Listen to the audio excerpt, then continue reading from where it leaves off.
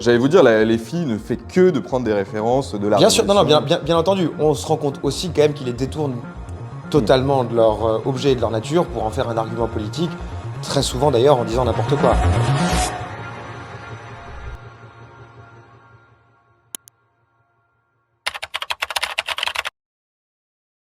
Arthur Chevalier, bonjour.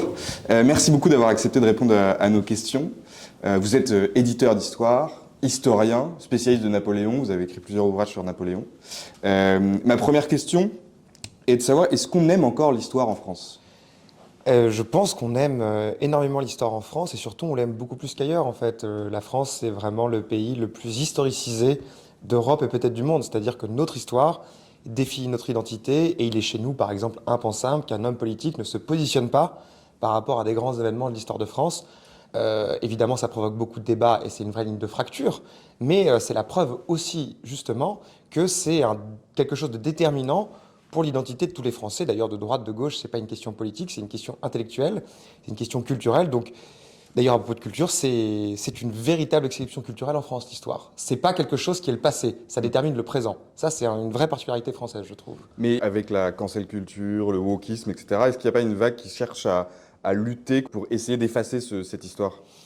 C'est-à-dire que je pense que le mouvement de la cancel culture, c'est un mouvement qui fait partie de l'histoire. C'est-à-dire qu'il y a deux choses dans la cancel culture. Il y a des constructions qui se veut s'inscrire dans une historiographie de gauche et déconstruire une histoire du genre de droite, ça c'est une chose, d'accord? Donc c'est un mouvement qui concerne un domaine déterminé qui s'appelle une science qui est l'histoire, on peut être d'accord ou pas d'accord, mais c'est ça. Et il y a autre chose qui est un mouvement qui combat la façon de penser des Lumières, la rationalité, les règles du contradictoire. Ça n'appartient pas à l'histoire, c'est un mouvement, disons, social, quasiment émotionnel, politique, mais c'est autre chose, ça ne fait pas partie de l'histoire. Donc je ne pense pas que la déconstruction en soi soit contre l'histoire, c'est autre chose, c'est une façon de l'aborder. Il ne faut pas la rejeter en soi parce que déconstruire, c'est un mouvement spontané de l'intelligence pour nous tous. Quand on vous dit une chose, vous essayez de la déconstruire, c'est le principe. Après, il y a des limites à tout, évidemment, mais on va dire que c'est une force qui est connectée à l'histoire d'une façon ou d'une autre, oui. Est-ce que les Français aiment une période en particulier de l'histoire de France ? Il y a des périodes préférées, apparemment, en tout cas réputées telles, par exemple, on a tendance à dire que Louis XIV, Napoléon, la Révolution française, dans le désordre, hein, la Seconde Guerre mondiale, sont des périodes privilégiées par les Français ou les lecteurs. En fait, c'est assez intéressant parce qu'on assiste à un moment de bascule où en réalité, il y a une sorte de saturation par rapport à ces sujets et on se rend compte qu'en allant sur des sujets très très neufs, eh bien les gens répondent présent, en réalité. Donc par exemple, on est dans un mouvement où il y a une vraie redécouverte de l'Antiquité. Je me rends compte qu'il y a plusieurs grands livres sur l'Antiquité qui depuis 4, 5 ans ont très bien marché. La Renaissance reprend du poil de la bête aussi, alors qu'elle a été un peu abandonnée. Et puis, l'histoire étrangère, si je puis dire, c'est-à-dire que par exemple, la redécouverte de l'Amérique du Sud, des mondes primitifs. Donc il y a des nouveaux centres d'intérêt qui se construisent et on assiste plutôt, c'est des tendances faibles, hein, mais voilà, on assiste plutôt à un affaiblissement de cette passion pour le 18e flamboyant, de cette passion pour Louis XIV, et à une reprise de vigueur un peu de ces époques qui étaient jusque-là un peu délaissées. Il y a un petit basculement qui est en train de s'opérer, réellement. Et est-ce que vous voyez beaucoup d'hommes politiques s'intéresser à l'histoire ? Là, on parlait des mondes primitifs, etc. Jacques Chirac a été un des présidents de la République qui a énormément aimé cette période de l'histoire.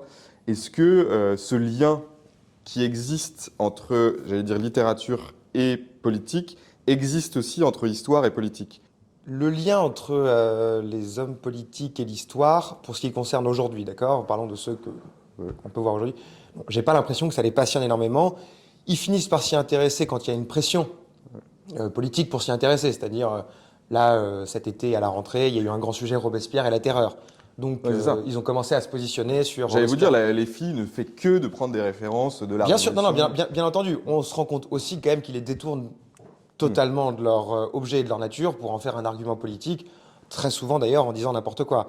Ouais. Mais il faut dire aussi, il ne faut pas rejeter les choses impures qui ont des conséquences pures. C'est-à-dire que par exemple, au moment du bicentenaire de la mort de Napoléon Bonaparte, le président de la République a fait un discours très sophistiqué Hmm. et très intéressant sous la coupole de l'Académie française sur Napoléon Bonaparte. Est-ce qu'il l'aurait fait spontanément s'il n'y avait pas eu une demande? Je ne sais pas. Mais le fait est qu'il l'a fait et je pense que c'est pas neutre et qu'il y a quelque chose qui se passe du coup. C'est-à-dire que dans ce pays où la présidence de la République a autant d'importance, quand le président de la République décide de s'emparer d'un sujet et d'en parler aux Français, tout à coup, il y a une lumière qui s'allume et ça favorise quand même, à mon avis, une dynamique qui va vers l'histoire. Donc, la bonne nouvelle, c'est que je pense pas, j'ai pas l'impression qu'il y ait de grands historiens dans les hommes politiques de premier plan qui nous entourent, mais il faut aussi voir le bon côté des choses, c'est que sous la pression politique, ils doivent se positionner, et tout ça rappelle à tout le monde que l'histoire c'est essentiel, et malgré tout, ça nourrit la matière, ça nourrit l'écosystème de l'histoire, et puis voilà, ça nourrit le surmoi des Français pour l'histoire. Mais justement, alors, on va parler des politiques d'aujourd'hui, mais les politiques du passé, je lisais récemment que Napoléon Bonaparte avait une bibliothèque qui prenait avec lui en permanence, qui avait des livres comme Plutarque, Les Vies parallèles, etc., qui l'accompagnaient en permanence. Donc il était comment dire, imprégné d'histoire. Est-ce que dans les hommes du passé, du coup, il y avait plus cette dimension-là? Alors là, vous prenez l'exemple de Napoléon Bonaparte, qui est l'homme à qui on doit l'entrée des livres dans la représentation politique en France. Ça, c'est un point très précis. Jamais avant lui et jamais autant après lui, Napoléon Bonaparte est le premier chef d'État à s'être fait représenter devant des bibliothèques. Il lisait du matin au soir. Il a complètement articulé l'exercice du pouvoir et les livres en France. Depuis, la chose a été reprise, puisque jusqu'au président de la République actuel, dans sa photo officielle, il y a dans mes souvenirs 2 Pléiades à côté de lui, un livre ouvert sur son bureau. Donc c'est devenu une vraie symbolique du pouvoir. Donc effectivement, et puis évidemment, le général de Gaulle s'est fait représenter dans la bibliothèque de l'Élysée. On sait aussi que la bibliothèque de l'Élysée, c'est un lieu symbolique devant lesquels Mitterrand avait son livre ouvert. Mitterrand avait son livre ouvert. Il donne des interviews dans la bibliothèque de temps en temps. Donc tout ça est excessivement important pour la place qu'ont les livres dans le monde culturel français. Et ça fait aussi que la démocratie française est une des démocraties, non pas les plus intelligentes, ça n'aurait pas de sens, mais les plus articulées à la littérature, et ce qui quand même lui donne une dimension sophistiquée et qui aussi atténue disons, le côté politique de la chose. C'est-à-dire que ça fait rentrer dans la politique une chose un peu plus pure, entre guillemets, et un peu plus complexe que des affrontements idéologiques. Donc je pense que de ce point de vue-là, chose qu'on doit absolument à Napoléon, c'est quand même une très bonne nouvelle qui perdure. Il y a beaucoup de jeunes militants chez les Républicains, mais dans tous les autres partis d'ailleurs. Quand on commence et quand on a envie de faire de la politique, quels sont les premiers livres à lire pour s'intéresser à l'histoire politique française, etc. Est-ce que vous avez des références qui sont régulières et qui reviennent régulièrement? Il y a 2 choses. Moi, je pense qu'il faut lire des livres de littérature qui parlent d'histoire, au sens où je pense que les écrivains sont d'aussi bons historiens, entre guillemets, que les historiens eux-mêmes. Déjà parce qu'en plus, la catégorie historienne, si je puis dire, correspond au 19e siècle et à la sophistication de l'université et la mise à disposition des archives. Donc, je pense que, par exemple, on serait très surpris si on lisait Saint-Marc de Vigny, qui est peut-être le premier roman historique en France, qui concerne évidemment la coalition contre Louis XIII et qui implique Richelieu pendant des guerres de l'époque de Louis XIII.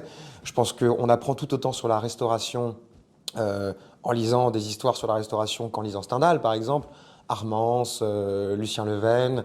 Je pense qu'effectivement, on apprend beaucoup sur la monarchie de Juillet, en lisant Balzac, qu'on apprend beaucoup sur le Second Empire en lisant Zola. Donc la littérature est très importante et c'est pas une chose à côté ou moins sérieuse que l'histoire. D'ailleurs, il suffit de voir tout le travail que réalisait Zola pour écrire ses livres pour se rendre compte que c'est tout aussi important. Après, si on parle de livres d'histoire à proprement parler, j'en choisis un, mais c'est complètement arbitraire et c'est pas le seul, l'unique. Mais peut-être parce que moi, c'est une lecture qui m'a énormément frappé. Je dirais Penser la Révolution française de François Furet. C'est un livre qui est apparu en 1979. François Furet, qui était un ancien maoïste converti au libéralisme et qui a écrit ce livre très singulier, qui reste une vraie déflagration intellectuelle pour moi. C'est un livre en fait très bref, qui n'est pas exactement un livre d'historien, alors qu'il était historien bien sûr, mais qui est un livre avec beaucoup d'idées générales dans le bon sens du terme sur la Révolution française, qui a permis, en tout cas intellectuellement, de raccrocher la Révolution française à son passé, c'est-à-dire à François Furet essaye de montrer qu'il y a une vraie continuité entre ce qui se passe politiquement sous la Révolution et ce qui était en germe sous l'Ancien Régime. En fin de compte, ça a permis aussi de renouer avec Tocqueville, parce que Tocqueville l'avait très bien dit au XIXe siècle. C'est pas du tout un livre qui minimise l'impact de la Révolution française, parce que c'est un événement politique majeur. Mais en revanche, si on parle d'organisation de l'État et d'anthropologie, véritablement, il y a une vraie continuité entre la Révolution et son passé. Ça permet aussi de créer une forme de réconciliation, on va dire ça comme ça. Et puis, chose, à mon avis, importante qu'on oublie parfois, c'est que l'histoire, c'est pas cloisonné. C'est cloisonné dans une frise chronologique, c'est cloisonné quand on en discute parce qu'on a besoin de repères. Mais l'histoire, pour les gens qui la vivent, c'est un flux. Nous-mêmes, nous vivons l'histoire, on ne s'en rend pas compte. Et des gens cloisonneront l'époque que nous avons vécue, alors que nous, dans notre vie quotidienne, dans notre perception des choses, nous ne voyons pas ces cloisons, évidemment. Et donc, Penser la Révolution a été un grand livre qui a aussi remis la Révolution française, événement fondateur qu'on a tendance à isoler dans ce qu'il est pour de vrai, anthropologiquement, c'est-à-dire un vrai flux. Donc je dirais que peut-être que parce que la Révolution est un événement inévitable, qu'on soit pour ou contre d'ailleurs, entre guillemets, quelles que soient nos convictions, aussi parce que intellectuellement c'est un livre qui montre que les livres dans l'écriture de l'histoire ont une vraie importance parce qu'il y a eu un avant et un après pensée de la Révolution dans la lecture qu'on faisait de la Révolution française. Ça a aussi combattu l'historiographie marxiste, ça a été aussi un bol d'air frais pour toute une génération. Et puis c'est une expérience, c'est une vraie expérience littéraire. Donc voilà, je dirais ce livre. Merci beaucoup Arthur Chevalier.